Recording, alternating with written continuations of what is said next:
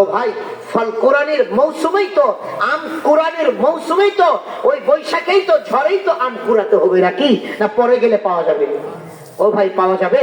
আমাদের বাঙালি ভাইয়েরা আমরা ইবাদতের মৌসুম টৌসুম বুঝি না, ওই সারা বছর লেভেন্ডিসের মতো পড়তাছি করতেছি।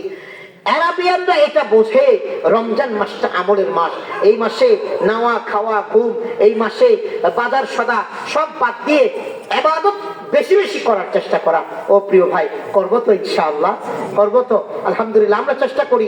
আমি রমজানে আমার দুই বিবি আলহামদুলিল্লাহ, আমি সাধারণত আমি বলি না ইফতার বানাও, আমি বলি যে ইফতারির বানাবা যে সময়টা আমার জন্য ভাত, খেজুর খাবো, পানি খাবো, ভাত খাবো, হয়তো নামাজের 15 মিনিট সময় পেলে ভাত খাবো, না নামাজ পড়ে এসে ভাত খাবো। তোমাদের এই পেঁয়াজি বেগুনি এই সেই বানাইতে গিয়ে 3 ঘন্টা যাইবো। এই 3 ঘন্টায় তুমি কমসে কম একবার 6 পারা কোরআন শরীফ তিলাওয়াত করতে পারো, 1000-2000 বার ইস্তেগফার পড়তে পারো, কালিমা পড়তে পারো, কত নেকি কত নেকি। আর তুমি এই সময় আমার জন্য 3 ঘন্টায় এই হিবিজিবি এগুলো বানানোর দরকার নেই। আমার মন চাইলেও আমি পুরা রমজানে, হয়তো বিবিরা মনে করলো যে বাচ্চারা খাইবো এই কথা বইলে একবার বানাই, এর একবারের বেশি আমি সুযোগও দেই না। আমার কথা এই সময় ইবাদত করো, ভাত পাক করো। অন্য সময় 2-3টা তরকারি, রমজানের তরকারিও কম, যত কম। আমার কথা, হাড়ি পাতিলের পেছনে কিচেনে পাক রুমে তোমার এত সময় দেওয়ার দরকার নেই। তুমি আল্লাহকে একটু সময় দাও, কোরআন তিলাওয়াত করো, জিকির আজকার করো। আর আমরা অনেক ভাই আছি 5 পদের আইটেম না হলে আমাদের ইফতার হয় না, আছে না নাই ভাই? ও ভাই, আল্লাহর কাছে কি একটু আমল নিয়ে যাওয়ার দরকার আছে না আমাদের? তো প্রিয় ভাই, আমরা যদি লাইলাতুল কদরটা পেয়ে যাই, প্রথম আমি বলবো, আমি অনুরোধ করব, বাবারে যাদের একটু বয়স হয়েছে, বিবি আছে ঘরে, বাচ্চা আছে, বা ঘরে 2-3 জন ভাই আছে, একজন থাকলে হয়ে যাবে। কৃষি কাজ আছে, হয়তো দেখতে হবে মাঠে 10 দিন না গেলে, তো 3 ভাই আছেন, 3 ভাই পরামর্শ করেন যে ভাই আমরা 2 ভাই এতে কাপে বসে এই বছর তুমি একটু আমাদের মাঠের জমিনগুলো দেখো, আমাদের বিবি বাচ্চা আছে ওদের একটু খবর নিও, আগামী বছর আবার তুমি বসো, তুমি বসো, আমরা এক ভাই আবার কি করবো, বসবো না। এভাবে একটু পারা যায় না ভাই? ইনশাআল্লাহ আমরা যদি একটু ইবাদতের মৌসুমটাতে আমরা যদি একটু নিয়ত করি, একটু মেন্টালিটি আগে থেকে প্রস্তুতি নেই। আলহামদুলিল্লাহ, আমার একটা আদত হচ্ছে রমজানের আগে, রমজানের যত কেনাকাটা যদি টাকা না থেকে ধার করে হলেও আমি কিনি।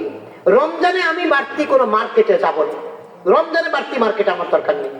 আলহামদুলিল্লাহ চেষ্টা করি ভাই, আমি জানি না, আমরা জানি না যে আমরা আল্লাহর কাছে কি নিয়ে যাব, তবে এটা চেষ্টা করি যে রমজানে ইবাদতের জন্য থাকুক না। বর্তমান বিশ্বের একজন বড় পীর সাহেব, আপনার ভারতের একজন বড় পীর সাহেব, নকশবন্দির পীর, নামটা ভুলে গেলাম, হযরতের নামটা আগে আগে যাচ্ছে। হযরত আজিব একটা কথা বলছে, রমজানের একটা ব্যাখ্যা দিতে গিয়ে তিনি বলেছেন, হযরত বলেছেন যে দেখো, জুলফিকার আহমদ নকশবন্দি, পীর সাহেবের নাম হযরত জুলফিকার আহমদ নকশবন্দি, তিনি একটা ব্যাখ্যা দিতে গিয়ে তিনি বলেছেন যে দেখো তোমরা, রমজান মাসটা হচ্ছে আল্লাহ তাআলা তোমাদেরকে একটা ব্ল্যাঙ্ক চেক দেয়। ব্ল্যাঙ্ক চেক বোঝেন বাবারা?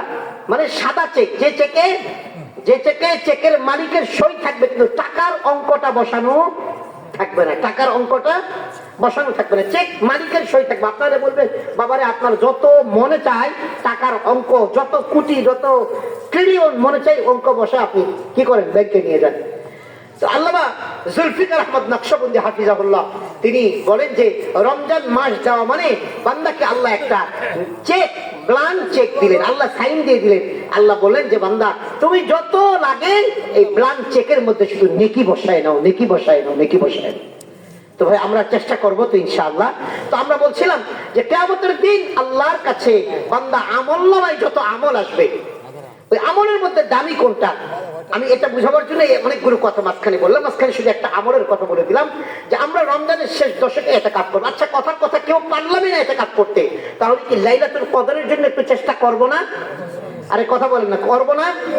2 নম্বর, 10 দিনের জন্য নিয়ত করে বসতে পারলেন না, 10 দিনের জন্য নিয়ত করলে কিন্তু বাসায় আসা যাবে না। শুধু খাবারের যদি কেউ নিতে না পারে, শুধু দৌড়ে এসে খাবারটা নিয়ে মসজিদে গিয়ে বা খাবারটা খেয়ে আবার মসজিদে যেতে পারবে, এতটুকু অনুমোদন আছে। ওলামায়ে কেরাম থেকে লোকাল মাসালাগুলো জেনে নেবেন, আমি মাসালার দিকে এখন যাব না। কিন্তু কথার কথা, আপনি প্রথমটা করতে পারলেন না, 10 দিন হুজুর আমার পক্ষে সম্ভব নয়, বিবি বাচ্চা জমিন দোকান, তাহলে ভাই আমরা কি এটা করতে পারি না? ওই 10 রাত মসজিদে থাকবো ইনশাআল্লাহ। ভাই এটা পারি না একটু ইনশাআল্লাহ? আপনি ব্যবসায়ী, সারাদিন ব্যবসা করেন, ইফতার কইরা শাটার লাগাই ফেলেন, বিবিরে বলেন যে এই রমজানের এই শেষ 10 দিন আমি এই শেষ 10 দিন একেবারে নেহায়াত প্রয়োজন ছাড়া ঘরে আসবো না, দোকানে থাকবো মসজিদে যাব, দোকানে থাকবো মসজিদে যাব, তুমি মসজিদে খাবার টাবার একটু পাঠায় দিও। দ্বিতীয় নম্বর, এটাও যদি না পারে তাহলে 3 নম্বরের এইটা কেউ বাদ দিবেন না ইনশাআল্লাহ। 5টা যে বেজোর রাত আছে, 21-এর রাত, 23-এর রাত, 25-এর রাত, 27-এর রাত, 29-এর রাত, এই 5টা বেজোর রাত